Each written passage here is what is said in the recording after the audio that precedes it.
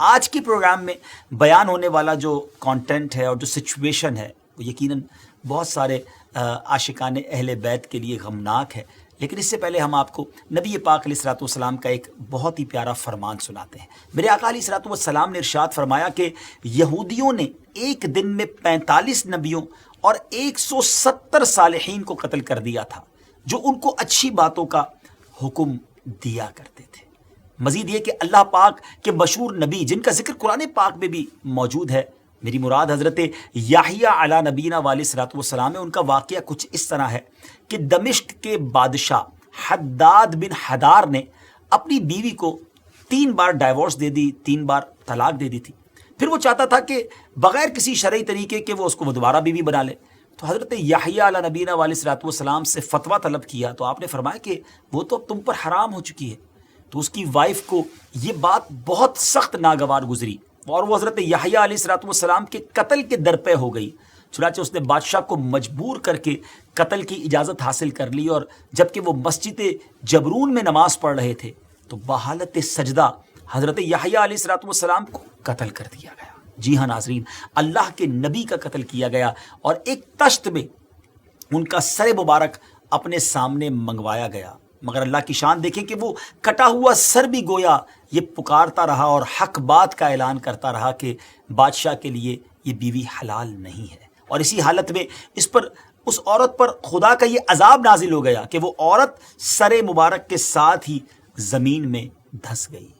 ہماری امت سے پہلے بھی ایسے لوگ تھے جو اللہ کے مقرب بلکہ انبیاء کو شہید کرنے سے بھی نہ ڈرے۔ اس طرح ہماری امت میں بھی ایسا ہی ایک شخص آیا جس نے نبی کے گھرانے میں سے کئی عظیم ہستیوں کو مرڈر کیا، معاذ اللہ شہید کر دیا گیا۔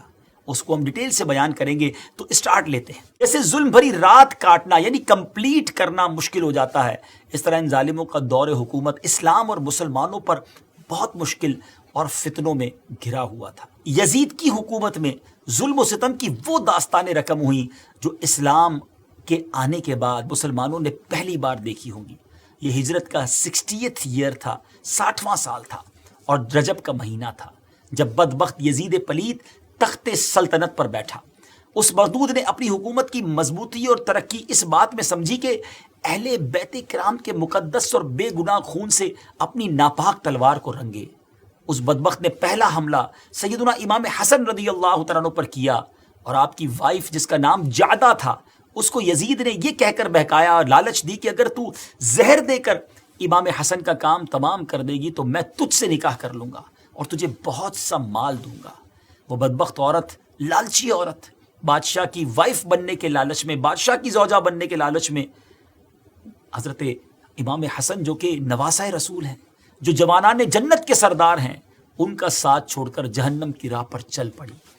کئی بار اس نے آپ رضی اللہ تعالیٰ عنہ کو زہر دیا مگر کچھ اثر نہ ہوا۔ پھر ایک سخت اور تیز زہر دیا، یہاں تک کہ مصطفیٰ علیہ الصلوۃ والسلام کے لاڈلے نواسے کی پیٹ کی انتڑیاں ٹکڑے ٹکڑے ہو کر نکلنے لگی۔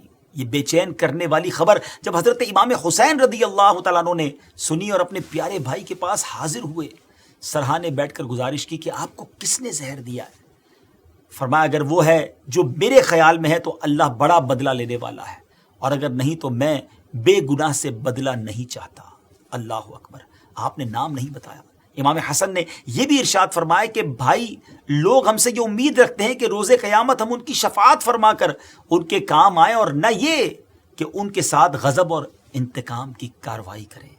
ان حالات میں جب امام حسن اس قدر تکلیف میں تھے، ڈیئر ویورز ذرا سوچیں، تب بھی آپ لوگوں سے انتقامی کارروائی نہیں کرنا چاہتے تھے، اور نہ ہی اپنے بھائی امام حسین رضی اللہ تعالی عنہ کو اس کی پرمیشن دی۔ انہی حالات میں آپ نے کچھ یوں وصیت فرمائی کہ حسین دیکھو، کوفہ کے لوگوں سے ڈرتے رہنا، کہیں وہ تمہیں باتوں میں لے کر بلا لیں اور وہ وقت پر تمہیں چھوڑ دیں۔ بے شک یہ وصیت موتیوں میں تولنے کے قابل اور دل پر لکھے جانے کے لائق تھی، مگر اس ہونی کو کون روک سکتا ہے؟ اور ناظرین یہی تو ہوا کہ امام حسن نے امام حسین عالی مقام کو ارشاد فرمایا، اور جس کے بعد واقعہ کربلا پیش آیا جس کو یزید کے ظلم و ستم کی آخری حد، لاسٹ لمٹ کہا جا سکتا ہے۔ امام حسن رضی اللہ تعالیٰ عنہ کو شہید کروا کر اب اس شقی اور بدبخت فاسق و فاجر یعنی یزید پلید کو امام حسین رضی اللہ تعالیٰ عنہ یاد آئے۔ اب اس نے مدینہ منورہ کے صوبے دار ولید کو خط لکھا کہ امام حسین اور عبداللہ ابن عمر اور حضرت عبداللہ ابن زبیر رضی اللہ تعالیٰ عنہ سے بیعت کے لیے کہے اور انہیں مہلت نہ دے، انہیں ٹائم نہ دے۔ صوبے دار نے خط پڑھ کر ایک شخص کو بھیجا کہ امام حسین کو بلواؤ۔ امام حسین رضی اللہ تعالیٰ عنہ نے اس کے میسنجر سے فرمایا کہ چلو آتے ہیں۔ امام حسین اپنے اصحاب کے ساتھ صوبے دار کے پاس تشریف لائے اور بیعت کا حال سن کر فرمایا کہ مجھ جیسے چھپ کر بیعت نہیں کرتے، سب کو جمع کرو، بیعت لو۔ صوبے دار ولید نے کہا کہ ٹھیک ہے، آپ تشریف لے جائیں۔ پھر صوبے دار ولید نے دوبارہ بلایا تو آپ نے فرمایا صبح ہونے دو، اور ساتھ ہی آپ نے ارادہ فرما لیا کہ رات میں ہی مکے کے ارادے سے فیملی کے ساتھ سفر فرمایا جائے گا۔ آپ روضہ رسول پر حاضر ہوئے اور سلام پیش کیا۔ ناظرین، یہ شعبان کی چوتھی رات تھی، the fourth night of شعبان، اور اس کا بھی اکثر حصہ گزر چکا تھا۔ سب لوگ اپنے مکانوں میں سو رہے تھے، اور ہاں، خاندان نبوت کے مکانوں میں لوگ جاگ رہے تھے۔ سفر کا سامان باندھا جا رہا تھا۔ حضرت امام علی مقام مسجد نبوی شریف سے باہر تشریف لائے اور قافلہ سوئے مکہ روانہ ہو گیا۔ آنکھیں اشک بار تھیں وہ لوگ جو مدینے میں پیدا ہوئے تھے۔ امام حسین کی ولادت بھی مدینے میں ہوئی، نانا جان کا روضہ بھی یہی ہے، اور آج اس نبی پاک کے خاندان کو مدینہ چھوڑنا پڑ رہا ہے۔ یہ کیسی رات ہوگی، یہ فرقت کا کیسا لمحہ ہوگا۔ اب دوسری طرف جب اہل کوفہ کو یزید خبیث کے تخت نشینی اور امام حسین سے بیعت طلب کیے جانے اور امام حسین مدینہ چھوڑ کر مکے تشریف لے آنے کی خبریں پہنچی تو ان لوگوں نے آپس میں مشورہ کیا اور امام حسین رضی اللہ تعالیٰ عنہ کو خط لکھے کہ آپ ہمارے یہاں تشریف لائیں اور ہم کو یزید کے ظلم سے بچائیں، ہم آپ کی بیعت کریں گے۔ ناظرین، یہ ایک دو لیٹرز نہیں تھے، 150 لیٹرز، 150 لیٹر جمع ہو جانے پر امام رضی اللہ تعالیٰ عنہ نے تحریر فرمایا کہ میں اپنے چچا زاد بھائی مسلم بن عقیل رضی اللہ تعالیٰ عنہ کو بھیجتا ہوں، اگر یہ تمہارا معاملہ ٹھیک دیکھ کر اطلاع دیں گے تو ہم بھی جلد تشریف لے آئیں گے۔ اب حضرت مسلم رضی اللہ تعالیٰ عنہ کوفہ بھیجے گئے، اور جب وہاں آپ پہنچے تو کوفے والوں نے امام رضی اللہ تعالیٰ عنہ کو مدد دینے کا وعدہ کیا، بلکہ 18,000 داخل بیعت بھی ہو گئے، اور حضرت مسلم کو اپنی باتوں سے یہاں تک مطمئن کروا دیا، سیٹسفائی کروا دیا کہ حضرت مسلم بن عقیل رضی اللہ تعالیٰ عنہ نے امام حسین کو ایک لیٹر لکھا اور بتایا کہ حضور کوفی جو ہیں وہ میرا انہوں نے استقبال بھی کیا، بڑی تعداد میں بیعت بھی کر لی ہے، تو آپ اب کوفہ آ جائیے۔ دوسری طرف یزید پلید کو کوفیوں نے خبر دی کہ حسین رضی اللہ تعالیٰ عنہ نے مسلم بن عقیل رضی اللہ تعالیٰ عنہ کو بھیجا ہے، اور کوفہ کے جو حاکم ہیں نعمان بن بشیر ان کے ساتھ نرمی کا برتاؤ کر رہے ہیں، اگر کوفے کا نظام سنبھالنا ہے تو کوئی زبردست، دوسرے لفظوں میں کہا جائے کہ ظالم حکمران بھیجا جائے۔ اس نے عبداللہ ابن زیاد کو حاکم بنا کر روانہ کیا اور کہا کہ مسلم رضی اللہ تعالیٰ عنہ کو شہید کرے یا کوفے سے نکال دے۔ اس نے کوفہ پہنچتے ہی امام مسلم کو گرفتار کروایا اور شہید کر کے ان کا سر مبارک یزید کے پاس بھجوا دیا۔ اس واقعے سے بے خبر امام حسین رضی اللہ تعالیٰ عنہ نے ذوالحجہ کی 8ویں تاریخ کوفے کی طرف سفر شروع کیا۔ ٹرائی ٹو انڈرسٹینڈ، مکے میں حج کا سیزن ہے، 7-8 ذوالحجہ تو پوری دنیا سے حاجی آ جاتے ہیں نا، لوگ حج کرنے مکے آ رہے ہیں، اور امام علی مقام حج کے دنوں میں مکہ چھوڑ کر کوفہ جا رہے ہیں۔ صحابہ کرام نے بہت عرض کیا کہ اب نہ جائیں، کوفے والے کوفی لا یوفی، وہ وفادار نہیں ہوتے، مگر آپ امام تھے اور آپ یہ جانتے تھے کہ اگر ان لوگوں نے مجھے خط لکھا ہے اور میں ان کی بلاوے پر نہ گیا، اور اگر قیامت کے دن اللہ کی بارگاہ میں انہوں نے عرض کر دیا کہ مولا ہم تو امام کو بلاتے رہے، وہ آتے تو ہم ان کی بیعت کر لیتے، تو امام علی مقام ان کی اس حجت کو خاتمہ کرنے کے لیے، اس دلیل قائم نہ ہو جائے اس کے لیے آپ نے یہ سفر اختیار فرمایا۔ ناظرین، اس زمانے میں کوئی ایسا طریقہ تو تھا نہیں کہ کسی طرح آپ کو پتہ چل جاتا، انٹرنیٹ کا زمانہ نہیں تھا، ٹیلی فون سسٹم نہیں تھا کہ حضرت مسلم بن عقیل نے خط لکھ کر کہا تھا کہ ایوری تھنگ از اوکے، مگر اب انہی کو شہید کر دیا گیا ہے۔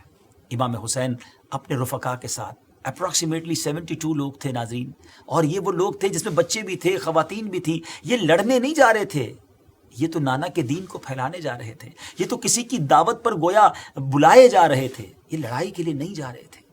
یہ قافلہ یہاں سے روانہ ہوتا ہے، اور جب مکے سے کوفہ کے راستے میں امام حسین رضی اللہ تعالیٰ عنہ کو یہ پتہ چلا کہ حضرت مسلم بن عقیل شہید کر دیے گئے ہیں، تو اب قافلے والوں نے مشورہ کیا کہ جانا ہے یا نہیں جانا ہے، مگر ایک بار یہ طے ہوا کہ اب نکل پڑے ہیں اللہ کی راہ میں تو جانا ہے۔ بیسیکلی جو ہونی تھی وہ تو ہونی تھی۔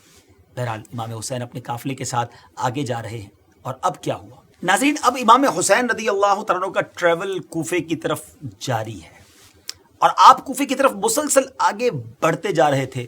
آپ کو دوران سفر دوپہر کے وقت کچھ سوار آتے ہوئے نظر آئے اور قریب آنے پر معلوم ہوا کہ حر ہیں جو 1000 سواروں کے افسر بنا کر امام رضی اللہ تعالیٰ عنہ کو ابن زیاد کے پاس لے جانے کے لیے بھیجے گئے ہیں. حضرت حر نے امام حسین پر کوئی سختی نہ فرمائی تھی کہ امام حسین آگے بڑھتے ہوئے جب نینوا کے مقام پر پہنچے تو ایک سوار کوفے سے آیا اور اس نے حضرت حر کو ابن زیاد کا خط دیا جس میں لکھا تھا کہ حسین رضی اللہ تعالیٰ عنہ پر سختی کر، جہاں اتریں میدان میں اتریں اور پانی سے دور رہیں.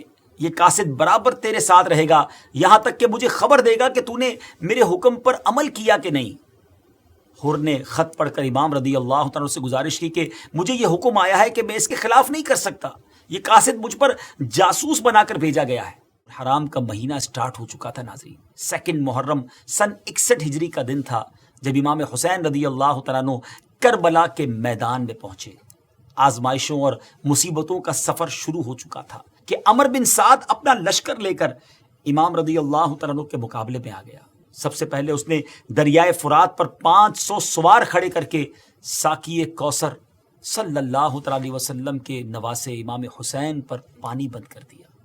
امام رضی اللہ تعالیٰ عنہ نے ابن سعد کو بلا کر سمجھایا کہ وہ غلط کر رہا ہے. اب اس کا اثر کیا ہوا کہ ابن سعد نے ایک سلو آمیز خط ابن زیاد کو لکھا کہ حسین رضی اللہ تعالیٰ عنہ چاہتے ہیں کہ یا تو مجھے واپس جانے دیا جائے یا یزید کے پاس لے چلو یا کسی اسلامی سرحد پر چلا جاؤں. حالانکہ امام حسین رضی اللہ تعالیٰ عنہ نے یزید پلید کے پاس جانے کو ہرگز نہ فرمایا تھا. جبکہ ابن سعد کا خط جب ابن زیاد نے پڑھا تو پہلے مان گئے کہ ٹھیک ہے، لیکن یہاں ایک اور بدبخت اور ظالم شخص شمر موجود تھا. اس کے بھڑکانے پر ابن زیاد کو جواب لکھا کہ دیکھ حسین سے میری فرما برداری کے لیے کہے، اگر مان لیں تو یہاں بھیج دے ورنہ انہیں اور ان کے ساتھیوں کو قتل کر دے. اگر تو ہمارا حکم مانے گا تو تجھے فرما برداری کا انعام ملے گا ورنہ ہمارا لشکر شمر کے لیے چھوڑ دے. یہ دن تھا ناظرین 9 محرم الحرام کا. ذرا سوچئے اس قافلے کو خط لکھ کر بلایا گیا تھا، محبتوں سے مہمان بننے کے لیے بلایا گیا تھا. اب پانی بھی بند کر دیا گیا. یہ لڑنے تو نہیں آئے تھے. امام حسین تو بار بار کہتے رہے کہ مجھے واپس بھیج دو، مجھے تو خط لکھ کر بلایا گیا، میں ویسے نہیں آیا. مگر ان ظالموں نے نہ واپس جانے دینا تھا نہ پانی پلاتے تھے. اور اب 9 محرم الحرام کا دن آ گیا. جب امام حسین رضی اللہ تعالیٰ عنہ نے یہ دیکھا کہ اب یہ بالکل حملے کی تیاری میں ہے تو اب امام حسین نے، کیونکہ ایک دن جمعہ تھا اگلا دن، اس کا خیال اور اپنے لواحقین کو پسماندوں کو وصیت بھی کرنی تھی. اس پرپس کے لیے امام حسین رضی اللہ تعالیٰ عنہ نے ان سے 1 رات کی مہلت لے لی، 1 رات کی ڈیڈ لائن لی. امام حسین رضی اللہ تعالیٰ عنہ اپنے اہل خانہ اور ساتھیوں سے فرما رہے تھے صبح ہمیں دشمنوں سے لڑنا ہے. میں نے اپنی خوشی سے تم سب کو پرمیشن دے دی ہے کہ ابھی رات باقی ہے، جہاں جگہ پاؤ چلے جاؤ اور ایک ایک شخص میرے اہل بیت رضی اللہ تعالیٰ عنہ سے ایک ایک کو ساتھ لے جاؤ. اللہ پاک تم سب کو جزائے خیر دے. دیکھو چلے جاؤ یہاں تک کہ اللہ تعالیٰ بلا ٹالے. دشمن جب مجھے پائیں گے تو تمہارا پیچھا نہ کریں گے. یہ میری خون کے پیاسے ہیں مگر آپ کو چھوڑ کر جانے کے لیے کوئی بھی تیار نہ ہو. یہ وفاداری کی وہ عظیم رات تھی کہ ان لوگوں نے کہا کہ خدا کی قسم ہم ہرگز ایسا نہ کریں گے بلکہ اپنی جانیں اپنے بال بچے آپ کے قدموں پر فدا کر دیں گے، آپ پر قربان ہو کر مر جائیں گے. اللہ اس زندگی کا برا کرے جو آپ کے بعد ہو.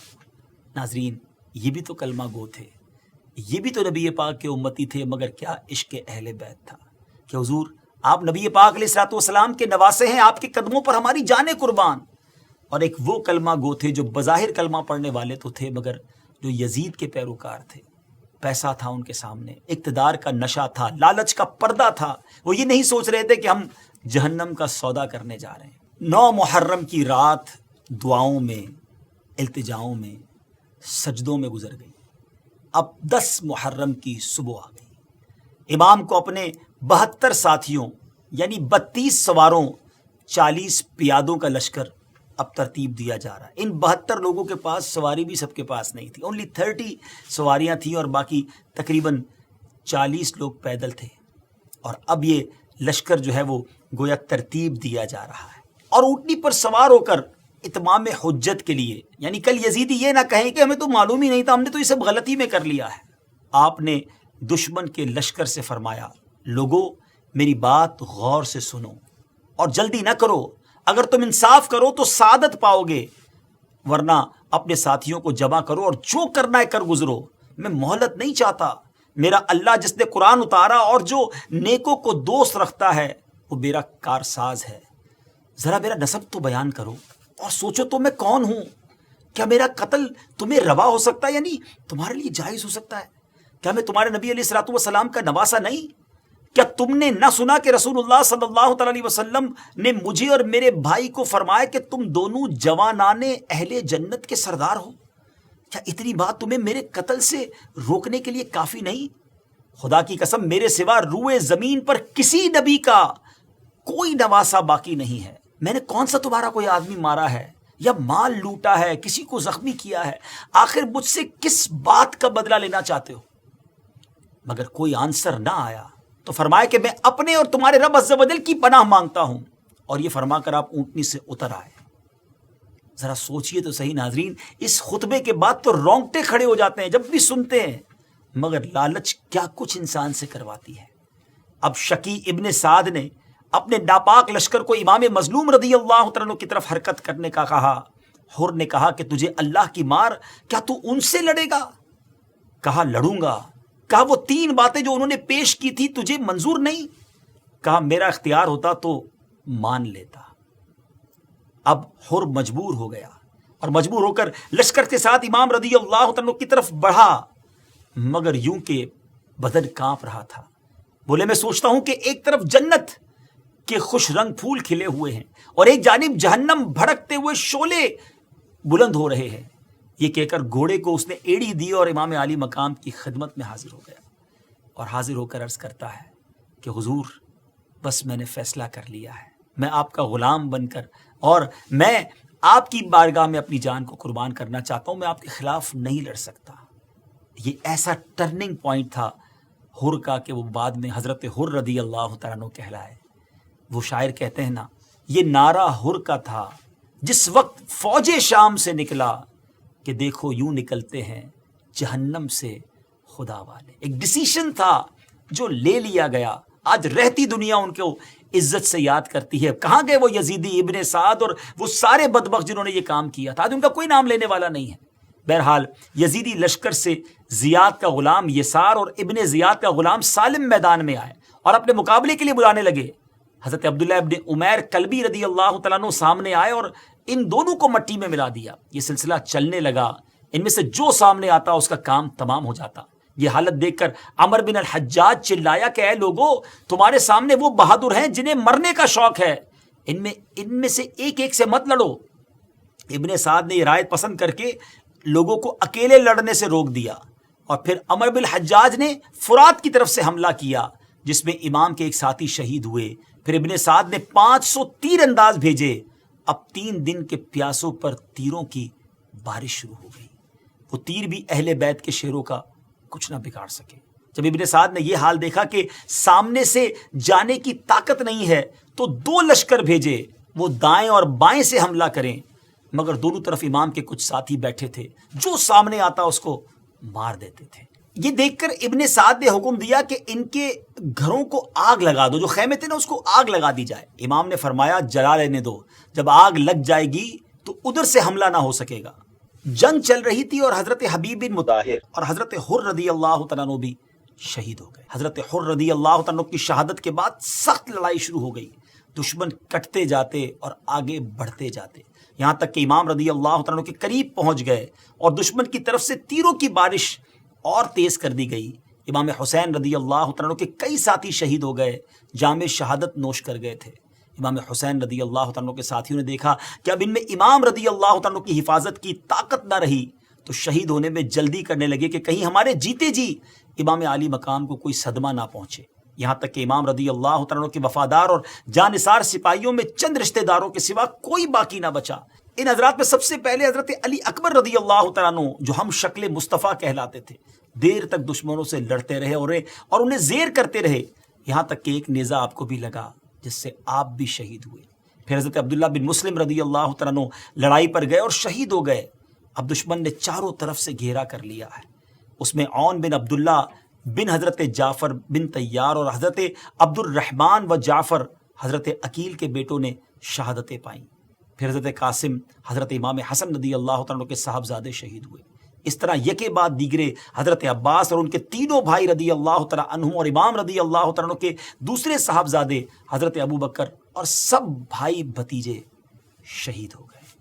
اب امام مظلوم رضی اللہ تعالیٰ عنہ الون اکیلے رہ گئے، خیمے میں تشریف لا کر اپنے چھوٹے صاحبزادے حضرت عبداللہ رضی اللہ تعالیٰ عنہ کو، جو عوام میں علی اصغر کے نام سے مشہور ہیں، ان کو گود میں اٹھا کر میدان میں لائے۔ ایک شکی نے گود میں ہی تیر مارا اور امام رضی اللہ تعالیٰ عنہ، جن کی عمر ابھی 6 ماہ ہے، ان کا خون زمین پر گرایا اور دعا کی امام حسین نے، الہی اگر تو نے آسمانی مدد ہم سے روک لی ہے تو انجام بخیر فرما اور ان ظالموں سے بدلہ لے۔ اللہ اکبر! کس قیامت کا دردناک منظر آنکھوں کے سامنے ہے، جب بیمار اور کمزور امام زین العابدین اور بعض دیگر مردوں کے علاوہ باقی کوئی نہ بچا تو امام مظلوم رضی اللہ تعالیٰ عنہ اپنے گھر والوں کو چھوڑ کر بے کسی کی حالت میں، تنہائی کی کیفیت میں، 3 دن کے پیاسے اور ہزاروں دشمن کے مقابلے پر جاتے ہیں۔ چھوٹی بچیاں اور خواتین اشکبار ہیں۔